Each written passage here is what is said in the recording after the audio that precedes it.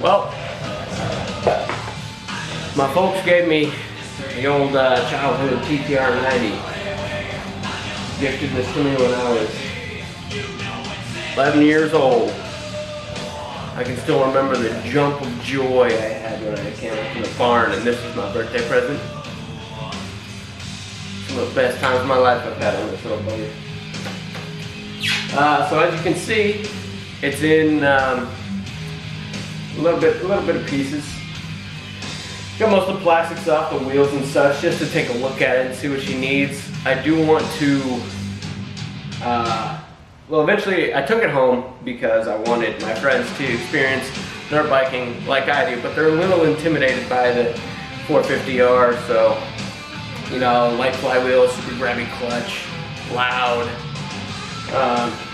So this would be perfect for the ladies, and for, you know, some of the dudes a little scared. So yeah, I took it apart to take a look and see what I might want to do to it, and the state that it's in right now. And I have to say, taking it apart after the years that I rode this thing, well past its weight range, I guarantee you. It's in remarkable shape. One thing I did find a little sketched out about, when I took the air filter out, it didn't look super clean until I realized that it's like a two-part. You know, the air comes in this side and then passes through the filter into this side and then into the carb. So I haven't taken the engine apart yet. I do plan on putting a bigger cam in there, but so far, and I know I rode it, you know, 2 days ago before I threw it on the back of the truck. It still runs like it always did. Fires up second kick every time. And it's, I mean, it's 03. It's 16 years old at this point. So, I'm pretty impressed. So let's walk you through some of the things that I really would like to do to it, and some of the things I noticed. Bear with me.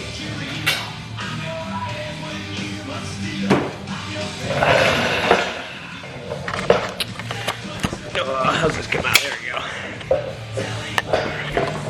So, step one for bigger riders is obviously suspension. That should go without saying, frankly. And from the bit of research I've seen, BBR, of course, big in the pit bike world. They do suspension kits for these, for everything, really. So I think a heavy-duty spring would probably not go amiss. But I think that's all that's going on in this suspension. It doesn't look incredibly complicated. So, you know, I might, that's not suspension oil, by the way. That's some motor degreaser I sprayed on there earlier. I think a bigger suspension, a whole rear shock would probably not go amiss. And you can see the geometry. If I did put a bigger shock on here, it's just going to shorten my wheelbase and make me more aggressive in the corner. So I can see that happening in the future. This, though, is a pretty big concern immediately. I doubt there's any fork oil in there, frankly. Yeah, never been serviced. 16 years.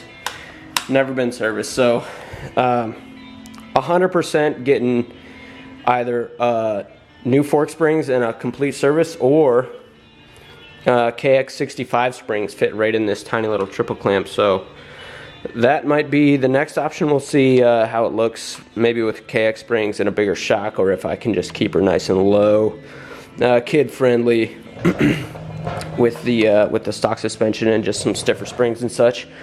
This exhaust, I remember I broke when I was little. Rode it forever with not forever, but I had no silencer on it there for a while. I don't even know how I broke it, but yeah, so no real reason, no pressing reason to change the exhaust up. I do know there's a whole bunch of kits to put a different air system on there, and I don't see any harm in that. I mean, they're cheap, and it's only going to help your performance out. So I will probably be getting rid of the stock air box. It's pretty constricting. I mean, it's a 90, so what do you expect? It doesn't need a whole lot of air. I mean, look at the cooling on this thing. There's no fins on this side at all. So, you know, yeah. These recently are recently changed. I'll probably mess with the gearing if we're gonna have bigger riders on it. Right now, none of my buddies have kids here, so I'll probably just keep the. You know, I might mess with the gearing. We'll see. We'll see. These have been bent in innumerable crashes.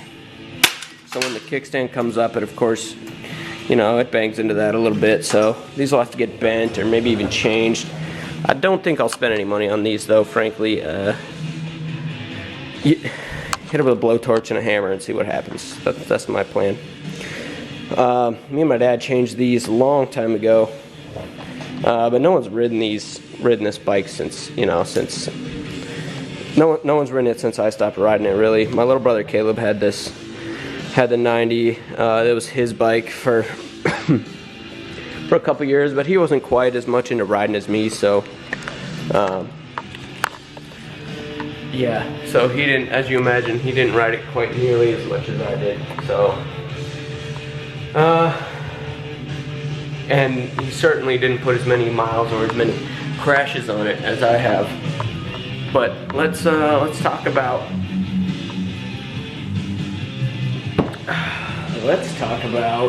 plastics.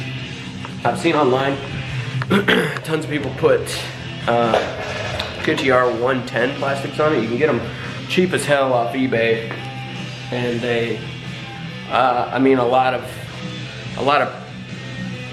Chinese pit bikes run on the TTR90 plastics, so you can get them super cheap. You can get a whole, like everything you see here and more you can get online for super cheap, like 50 bucks for the whole set. But you know, maybe call it nostalgia, call it Jewishness. I don't know. I don't want to spend money on these plastics. They're not super good shape. If you look at the tank here, you can see all these air bubbles and such that have formed on it, you know, from just the countless hours that I've spent outside. But, and you know, stress marks from where I've wiped out. But, you know, that's part of the story. So I don't see myself going with different plastics, frankly. It seems like a waste of money to me. One thing for sure though, tires. These are pretty much the stock tires. I mean, we took an old rear off a DBM. If you ever had one of those DBM 2-stroke 50 air-cooled Chinese ripoff. It was fun, but I blew it up when I was little. I put some dirty gas in it or something, and it just chewed it up so bad. So new tires for sure, and we'll see about disc brakes. You know, it's hard to be competitive without disc brakes, but we'll see how good we can get these drum brakes going. You know, yeah, it's a bit of a project, but I think it'll be fun, and it's a hell of a lot cheaper than that mother right there, the KTM, or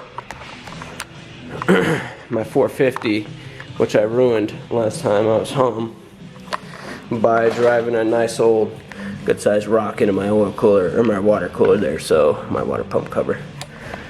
So, you know, one thing I have to say, parts are cheap for these things, and I welcome that change. I don't enjoy spending hundreds of dollars on some dumb, stupid piece for the KTM, even though it looks dope, super dope. I'm excited to get into the world of pit bike motoring, so I'll keep you posted.